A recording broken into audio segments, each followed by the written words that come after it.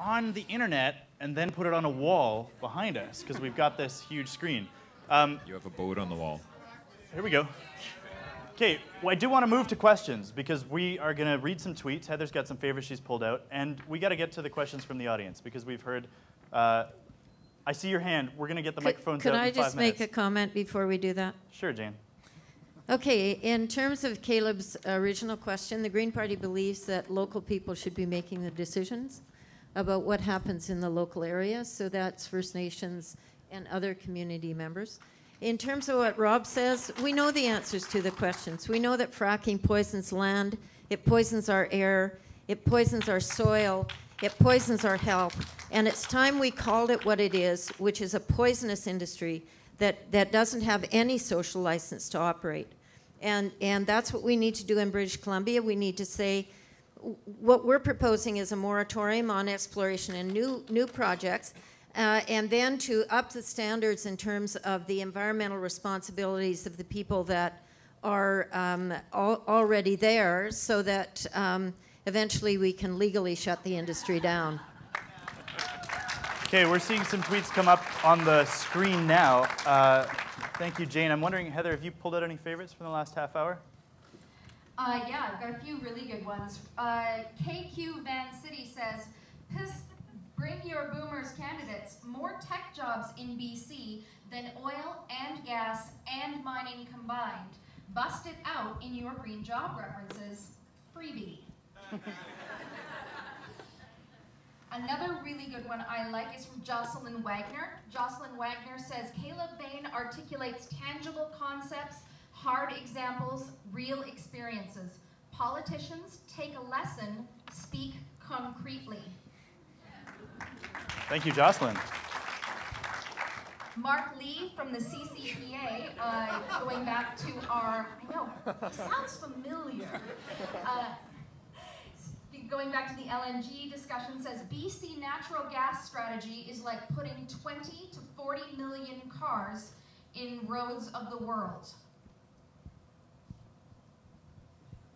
And our last one would be from Car 1958. Coal is BC's #1 export. Will parties say no to expanded coal exports? U.S. communities say no, and we don't want them either. Okay, so thank you, Heather. We have barely talked about coal. We've barely talked about tankers and pipelines. This is your opportunity.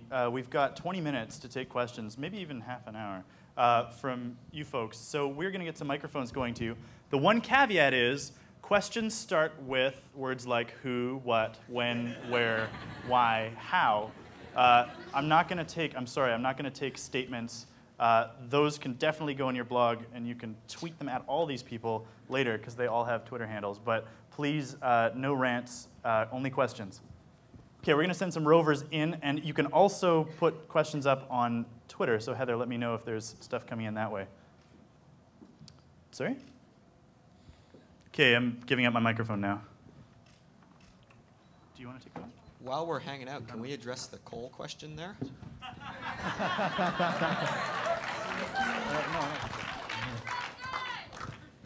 Do we have a first question ready? Okay. Anybody want to take a shot at that? Is this working now? Okay. Yes, we have a question here. If you could just stand up, introduce yourself. Hello, my name's Linda. Thank you very much for interesting conversation, dialogue. No one has yet addressed the fact of how you will work with the federal government because to me it seems like we are doing one thing in the province or putting forward ideas, yet other things are happening in Ottawa that could undermine everything we're doing here. For example, I heard that even if we oppose Enbridge at the provincial level, that the federal government could expropriate the land and put the pipeline through anyway. Thank you, Linda. So to anybody who wants to take it, how do we deal with the fact that we have limited power as a province, and how do we deal with the federal government? I think we follow Alberta's lead. They've been saying no to the rest of Canada for all of my lifetime, and I think that we can exercise the same kind of legitimate no's and demonstrate that we have sovereignty over British Columbia. Can I just comment that I think no, just simply saying no is just a knee-jerk reaction. That's easy to say, but does that look out for British Columbians as they need to look out for? I mean, the Premier has given, that's a knee-jerk reaction. It's emotional, yeah, go for it. But I think the Premier has laid out some good 5 points there. And 3 of those do address the environment, marine spill response, land response, and environmental approval. And also, I mean, for Caleb, a lot of those, the 4th one is about Aboriginal treaty rights. And then, of course, what's in it for BC? So those are clear. That's a standard and that's a plan to move forward. And I think that's important, again, to think about this is a step-by-step process. And that's the first step, to have that. And so those are take that to conditions. government. Those are conditions that BC, that the Liberal government has imposed on a proposal that's ultimately a matter of federal jurisdiction. No, so you're it's not. saying we just list off conditions that we want them to meet before we. Sorry, the real issue on this is not the 5 conditions. The real issue is that British Columbia has actually, by agreement, surrendered its rights and outsourced sole decision-making on Enbridge to Stephen Harper in Ottawa.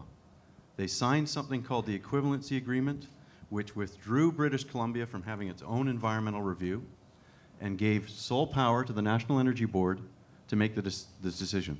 Now, the National Energy Board, as many of you will know, had its independence reduced when Stephen Harper rammed Bill C-38 through the House of Commons last spring because it changed the National Energy Board Act. The National Energy Board may, and they have a panel of 3 people, and they've heard from tens of thousands of British Columbians who don't want this project. Maybe that will influence the recommendations they ultimately make to the federal government. Maybe it won't.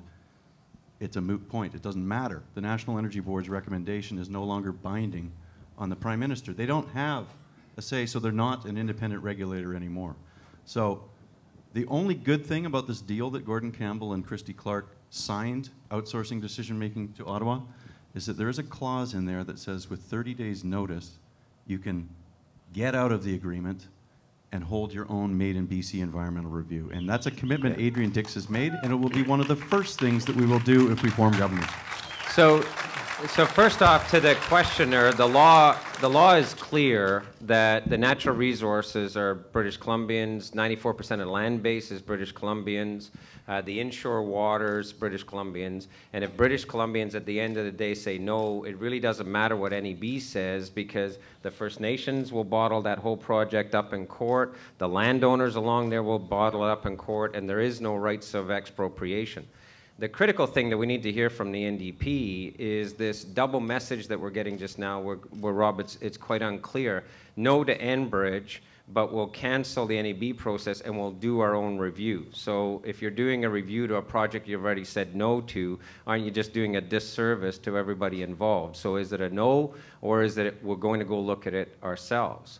At the end of the day, I think that the federal government, through the NEB process, can say yes to a lot of things. What they're saying is yes to that project in principle, but British Columbians, through their legislative process, through their civic response to that, and through their legal response to that, can stop pretty much any project that they end up wanting to. It's a fight instead of a reasoned process on the basis of a comprehensive plan and roadmap of what it is we're trying to accomplish. Without that roadmap, then what you're forced to do is to say no on an individual project basis. We need to know what the roadmap is, say yes or no to the roadmap, then we can all work together towards actually achieving whatever that roadmap is. The reason why it's important to have a Made in BC environmental review, our party's against Enbridge. We've made an 11-page submission to the National Energy Board. We've made our position clear for a whole host of reasons. And well, let me get to that. The same thing, the equivalence, canceling the equivalency agreement with Enbridge, the same sweetheart deal applies that Christy Clark and Gordon Campbell signed to Kinder Morgan, and we'll be ending that as well. The reason you have to have a process, Bob, is that we may disagree with Stephen Harper down the road, and it may go to the Supreme Court. The federal government has a lot of constitutional jurisdiction, obviously, especially over interprovincial energy infrastructure like this.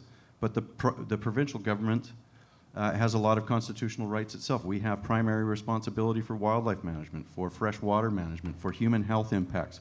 Those are things that we can use to object or come to a different conclusion than Stephen Harper on. If you don't have a process and come to those conclusions yourself, you probably don't have a very strong hand to pursue those differences legally in the future. So process is important, as you know, Bob. And this is the best legal advice that we've had from constitutional experts as an opposition party, and it's a sound way to proceed as a government. And I'm glad that we had the support of Elizabeth May, the national leader of the Green Party, as the best way forward. She said that what Adrian Dix's plan is on cancelling Enbridge is the best way forward for British Columbia. Okay, so Rob, we're hearing Made in BC Environmental Review. I'm wondering, could we get a question from Twitter and then we'll go back to the floor? Heather, you said you had one queued up. I sure do. Our question is from, it's Cass. Would any of the candidates support changing our electoral system to a form of proportional representation? Should we just go left to right? Yes, and there's also a package of legislative changes that have to go with that so that the legislature works better, but we have to reignite the conversation about changing the voting system as well. The Green Party has had as its policy since it formed in 1983 a change to the voting system to be representative of the way people vote. And I agree with Bob that we need also to change the legislature so that the people who are elected are working for the people they represent and not for the parties. I support mixed member proportional. That's the policy of the BC New Democratic Party. I think, I think though, what we need to talk about is how we get electoral reform back on the agenda. We've had 2 referendums. We can argue about whether the rules of those referendums were good or not, but they both failed.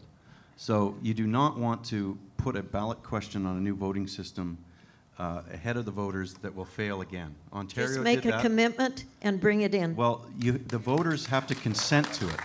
No, they don't. The government can put it in. I think it's pretty important for the voters to consent to it. I think that's a pretty good principle to consent to it, but then you'll never get I guess the Green electoral Party, reform. Yeah, well, I think you need to look for the right moment to bring in a mixed member proportional system. There's nowhere where it exists in North America. It exists in a lot of other jurisdictions, and it helps social democrats. The initiative. It helps social democrats work with Greens and coalition governments. That's one of the reasons I support it. But we need to pick the right moment so that it goes forward in British Columbia, and I'm not sure that the public would vote for that right now, but it's a discussion that needs to be revved up again and brought to the forefront of the public. Maybe after we see what the results of this election are, there'll be an opportunity to do just that. Maybe talk to Andrea. I'm sure she's got some ideas.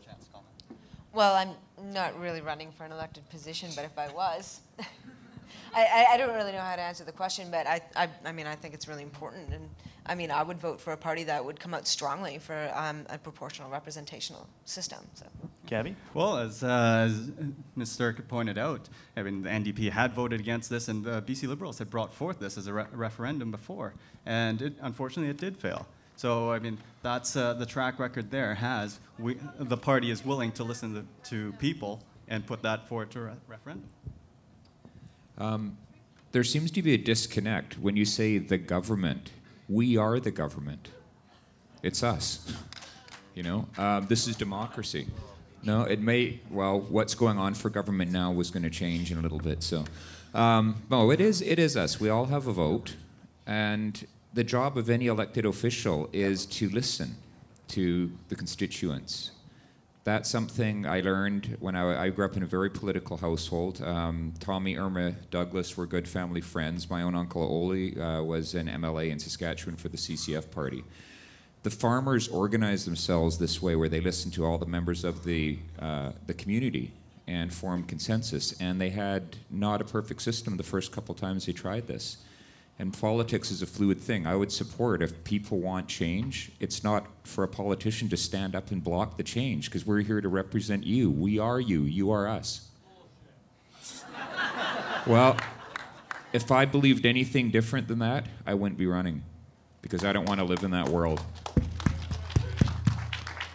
Let's take another hope. question from the floor. We've got some hands that have been up for a while. Where's our roving microphone? I've got one. Go for it, whoever you are, mysterious voice in the darkness. Shadow in the back. So I'm Gord Ruby. I'm with Party X and the BC Mandate campaign. You can check us out online.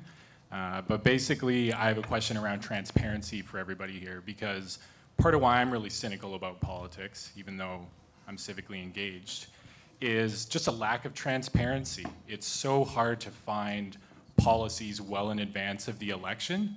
And I think if we're going to build trust, which is one of the biggest crises we have in democracy, we need to see policies well in advance. So maybe you can talk a bit about why it's so difficult to give straight answers. And I recognize party discipline, but I don't think that should happen at the expense of lack of transparency. So maybe you can talk about that tension a bit. Thank you. I can start with that, yeah.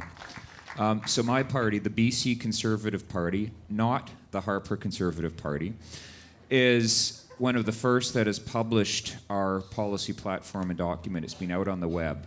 One of the cornerstones of the BC Conservative Party is full transparency and accountability in government. We are fiscally conservative. We believe that every dollar of tax revenue collected from taxpayers in this province is held in trust to be spent in an open and transparent manner for the benefit of the taxpayer, full stop. The Green Party has its policy online at all times. We don't bring out an election policy. It's an accumulation of 30 years of work from our members and people from British Columbia. We borrow good policy from wherever we can find it, and our members bring it forward, and just ordinary British Columbians who believe that we need good policy. It's always online. We believe that that's a fundamental right of everyone to know where a party stands. We don't have a whip system in the Green Party of BC. We would not support. In fact, our Code of Representative Conduct says that our members will stand first for their constituents, second for the people of BC, and we will, as a caucus, try to reach consensus. But every individual will stand on principle and for the citizens that vote them in. Yeah. And for the BC Liberals, I think it's easy. They're in government right now, and you've seen what their direction is, and it's a focus on, to keep our economy steady. That's what's important, and they've outlined their plan to focus on the economy in the coming election. We want to make sure that that's what we're growing, so that we can take care of the environment, we can take care of what it is that's important to you, rather than grow a big government and waste all your efforts. I really appreciate your comments, but I think what's coming up for a lot of people here and from the audience too is the economy isn't taking care of the environment right now. Yeah. Again, that's why we talk about enfranchisement. This is why in a party system, it's important that everybody participate. Everybody get out there. You, in the crowd, take out a membership. Go find somebody to support. So, I mean, we need an election. Bill Clinton ran an election on it's the economy stupid. We need an election run on it's the ecology stupid. Because we invent our economies. We can reinvent our economies. We cannot reinvent our ecology. We have to actually work in relation to our ecology. You can have a totally an economy that does have a huge ecological and environment component. I mean, you're talking about green. Thank you, KQ Twitter. I mean, green tech jobs are something that's rising in BC. Yeah, and again, Gabby, I think the record of the Liberals on forests, on mining, on fisheries, on natural gas extraction is not that. And for most jurisdictions, it's not that. And what we've done throughout history as a human species is that we've degraded our environment. And if anybody's read Ronald Wright's book on A Short History of Progress, he says that the only reason that our failed experiment in civilization continues is we found half the planet. Well, we're now running out of that half of the planet, and we need to come up with a different economic model. So to the transparency question, very quickly.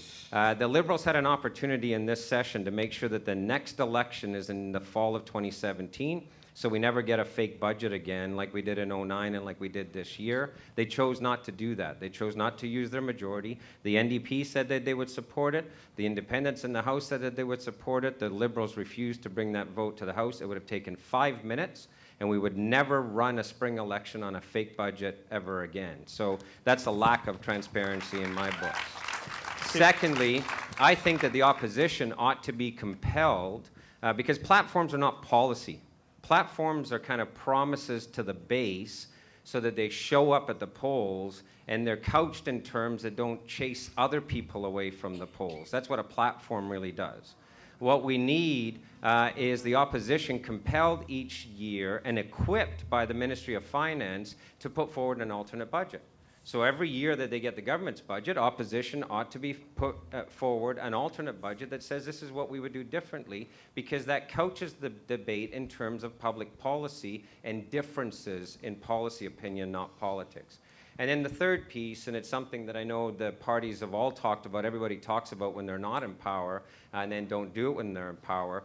The best way to get transparency of policy is through very strong, robust parliamentary committees, where all 85 MLAs in that legislature actually get to do public policy on an ongoing basis, day over day, between elections. Because that brings it into the public domain. Those committees actually work with the public in formulating the laws of the land.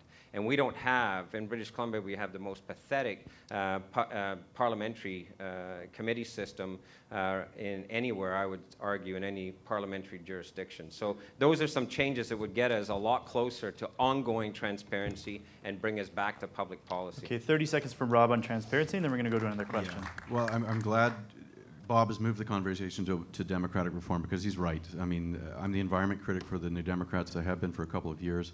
The last time the Legislative Committee on the Environment met, 1997. The last time the Aboriginal Relations Committee met of the legislature, 1999. So it is a moribund institution, and it needs to be fired up. And legislators from all parties need to be able to do their jobs, and that will create a more civil legislative environment that I think Jane is interested in. But on transparency, I just want to address the questioner. There are a lot of details that the New Democrats have made available. We will have a fully costed platform when the election formally starts. The writ drops April 16th, of course. But I want to draw your attention to one announcement we made, because I think the Liberals hopefully have learned from the HST debacle that you should do what you say and don't do what you didn't say you weren't going to do when you form government. And so we have looked at the carbon tax, and we have looked at the need for the carbon tax to fund public transit. And we looked at the tax cuts that came when the carbon tax was introduced, and one of them was for corporate tax cuts. In fact, most of the tax cuts were given to corporations. And that means that this revenue-neutral carbon tax has not put a single dime into public transit since it was created in 2008. We think that should change. So, in the spirit of honesty and transparency, I was with Adrian Dix when he went and made a speech at the Vancouver Board of Trade. And credit to him, he told the business leaders assembled that should the New Democrats form government in May, we will raise the general corporate tax rate to 12% from 10%.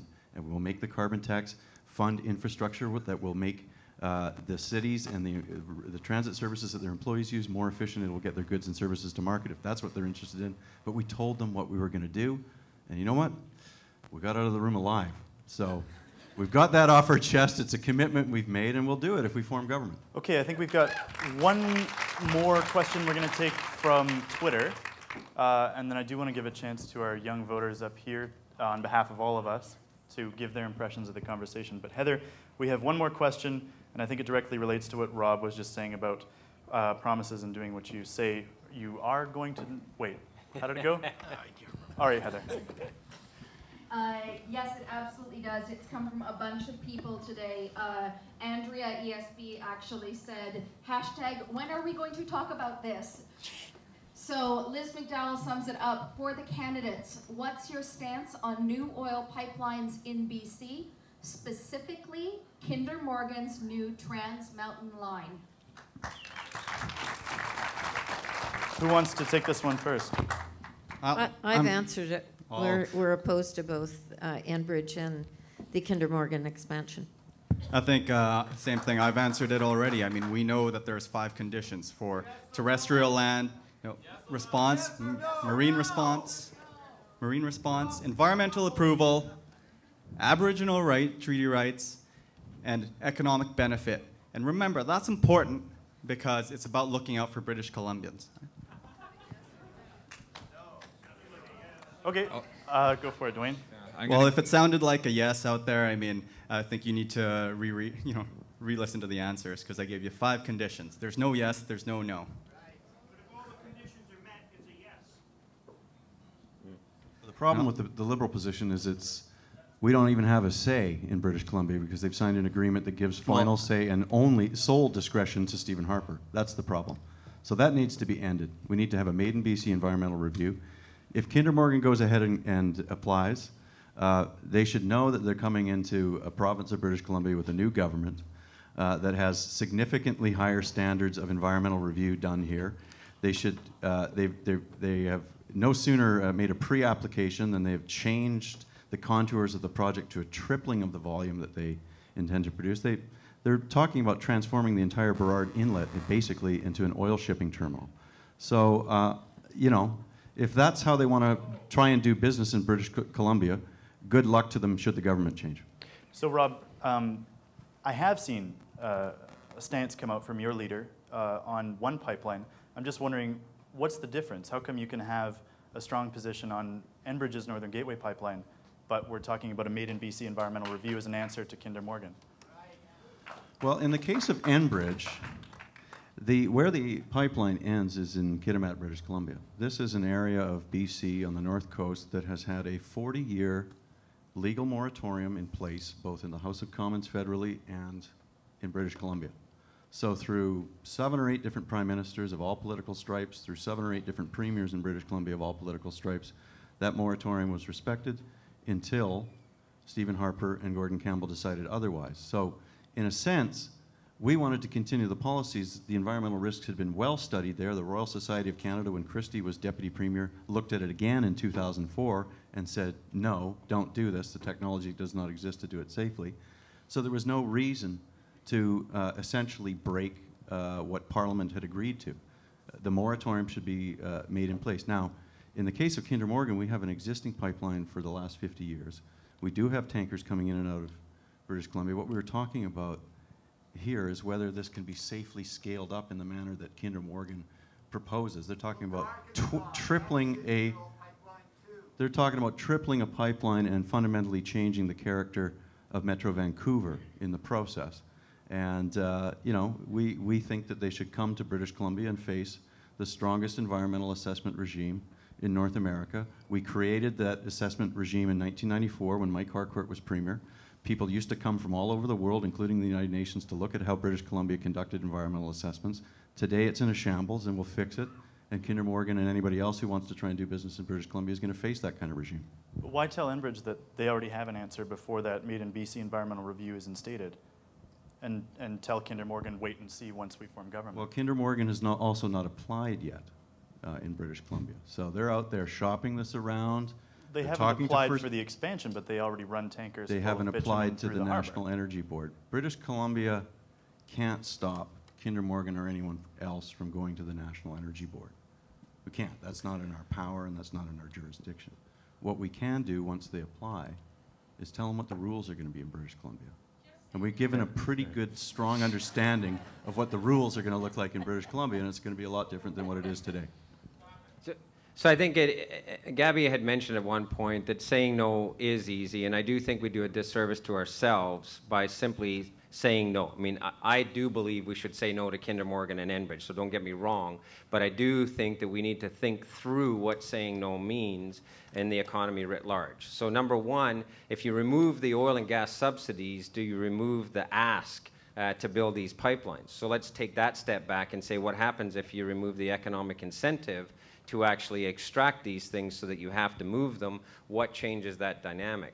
Something interesting happened last year, and the press haven't come back to it again. Alison Redford, a premier of Alberta, actually said, I want to have a conversation with premiers across the country about a national energy strategy that included pipelines, because Eastern Canada gets their oil from non-liberal democratic countries, and we're trying to ship our oil to other non-liberal democratic countries. Maybe we need to actually figure out how we get to energy self-sufficiency within Canada.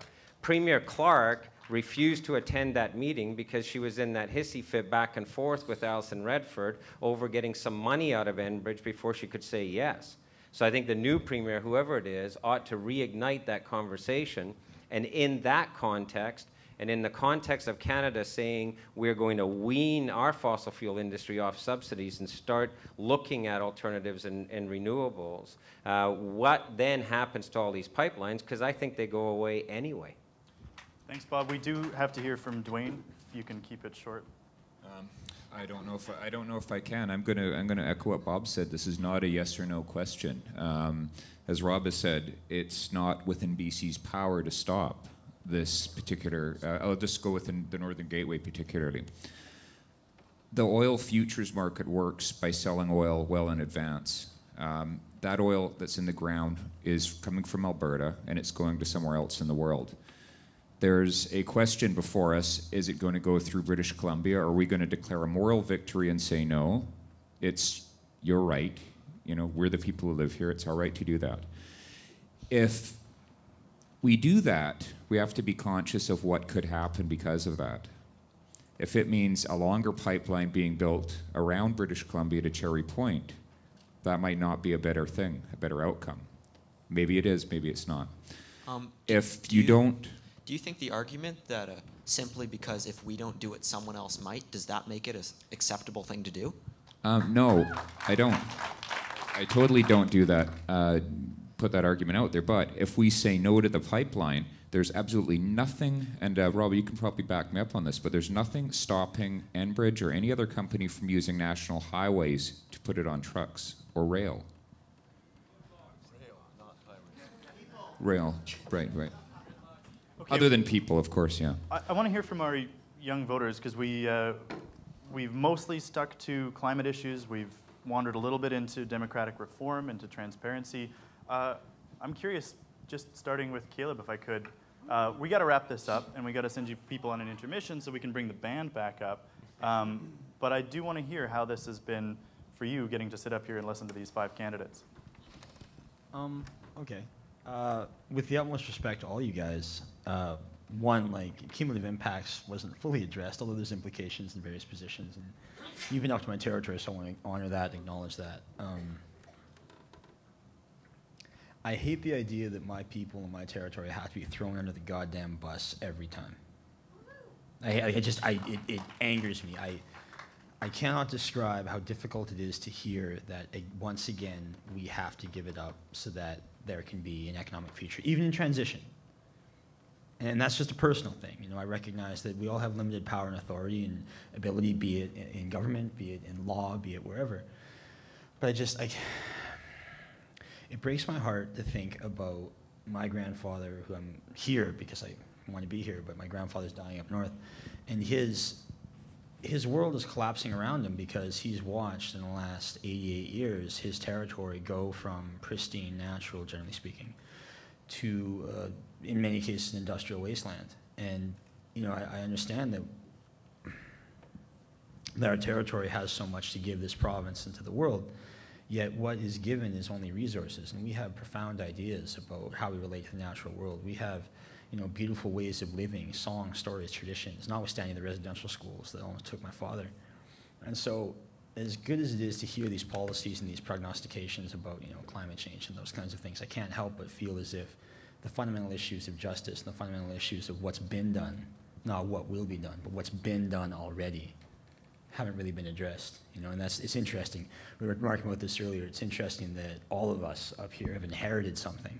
If you're going to form government, you've inherited the problems of the past. As a young person, I've inherited the problems of people before me. And so we've kind of in this interesting shared boat where we all inherit problems. And what do you do about them?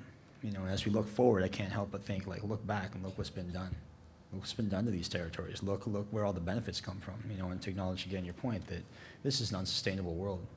and it has a consequence and a price, and that price has been paid inequitably. And so from my perspective, beautiful words, great ideas, some good policies and actions and observations, good points from the crowd, but the proof is in the pudding. You know, walk the talk, because it's pretty harsh in my country.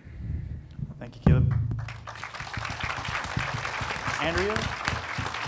Andrea, I'm going to ask you to go next if you have any reflections on the conversation. Andrea? To be honest, I've never sat in on a panel in the middle of a political debate before. And I'm feeling a little jarred, sort of feeling this like ping pong and this argument, this debate. And I don't feel it really connecting me any stronger in any way to the political process. And I don't feel it giving me much more faith in how this goes forward. What does give me faith, though, and what I want to bring myself and our attention back to is that what we've seen in this province over the last year is an incredible upsurge in the way that we're responding to our government's policies and actions on climate change. We've seen incredible movements, most recently Idle No More, Defend Our Coast, and so much activity on the ground. And that's what gives me power and hope. And those people are who I'm going to stand with. And moving forward, I just want to remind everybody up here running for an elected position that we are paying attention. Climate change is not a debate any longer, and we are not going to sit idly while we wait for a transition strategy that's going to take too long for us to see real action on environmental policy and climate justice. Thank you, Andrea.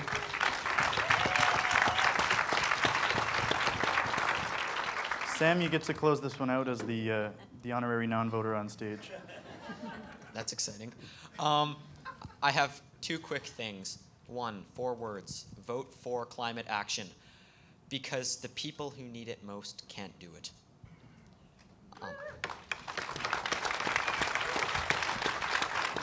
And I'm not saying a specific party, just whatever candidate you think represents that best. And next is something which we almost talked about, and then we kind of like veered off. So I'm going to bring this back up, and I don't want to ask you as your political party. I don't want to ask you as a politician. I want to ask you as a person, because I know that you have personal opinions, and I want you to share them. There is a proposal on the table that would to increase coal exports out of Vancouver by a CO2 emissions comparable to the emissions of 144 entire individual countries. And those aren't like tiny little countries no one's heard of. That's like Peru and Denmark. And for some reason, no politicians are talking about the issues of, is that the economy we want? And also, do we want to be used as a doormat for US coal companies? So I know that it's hard to give short answers, but just like one sentence, either yes, it's good, or no, it's bad. Okay, you slipped in a final question on coal. Who has the simplest answer on coal? Throw your hand up. There's no simple answer. Gabby? Yeah, there's no simple answers, but you want individual? Tricked me. Tricked me. But here, the simple one is really, I don't know. I'm not afraid to say that. I'm not afraid to say that as an individual candidate here, putting myself forward, that's why I want to be part of that process, because I don't know. And I want to be able to know so I can speak on behalf of the generation that is coming forward. Thank you for your honesty, and I recommend you guys talk during the intermission, because Sam is a walking encyclopedia of coal statistics. It's a little scary. Jane? No, we don't support the expansion of coal. We need to get ourselves off fossil fuels. Bob? No, it doesn't make any sense. And again, I think British Columbia needs a conversation on its natural resources writ large. And in that context is, okay, how do you move those coal jobs into the sustainable resources, fish, farms, and forestry? Duane? I'm gonna actually plead ignorant on this. I haven't made up my mind as a person based on fact. I've focused most of my campaign so far on trying to develop something to get us off of fossil fuels. I haven't looked at whether any specific fossil fuels should be actually increased or decreased. As a person, not speaking for my party, it sounds wrong to increase it. In terms of Wyoming brown thermal low-grade coal that would come through Burlington Northern to Surrey Fraser Docks, no, that should not be done. British Columbia metallurgical coal, we need to find limits to production that are based on science and based on environmental stewardship in British Columbia. And if you've been following what's been happening with the pollution in the Elk River, I think we may be finding that. Where do you stand on Raven Coal Mine? Raven Coal Mine, which is on the island and very close to me, is a garbage coal application that should be rejected. Yeah. Okay, so we did give him the leeway to speak as a person. Yes, I did make those views known in a submission to the Environmental Assessment Board. You can find that online. I want to know who in this room is running for office in the next election provincially. We have a few candidates, I know. Okay, keep your hands up, please. You've got 5 people here. We've got 3, 4, 5 in the audience. We're about to go to an intermission, but we do have to get the Gen Y crew back up here to... Yeah. David Eby was supposed to speak up here, but I think the NDP party took our event a little bit more seriously, so they sent the environment critic. A lot of people love David Eby, and they might want to hear from him, so he's in the audience, and I just wanted him to have a chance to respond if he wants to. I'm sort of forcing him, but...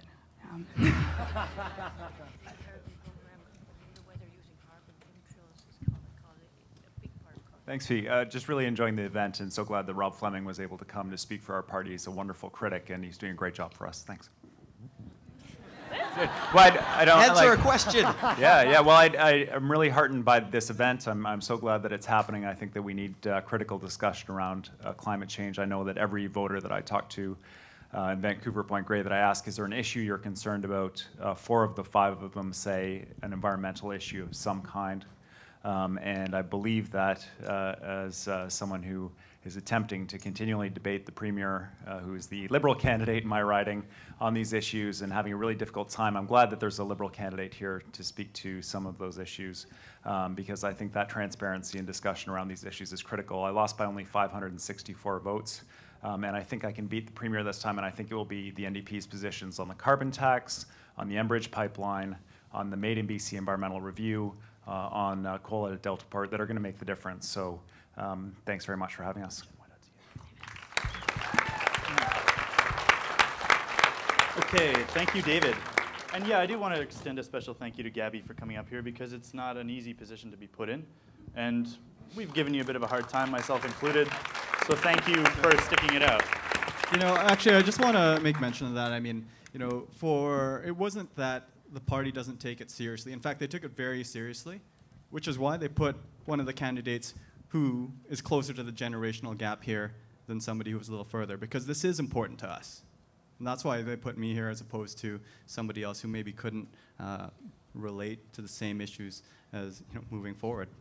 Okay, appreciate that. So we are going to go to an intermission to let the band set up for their next set.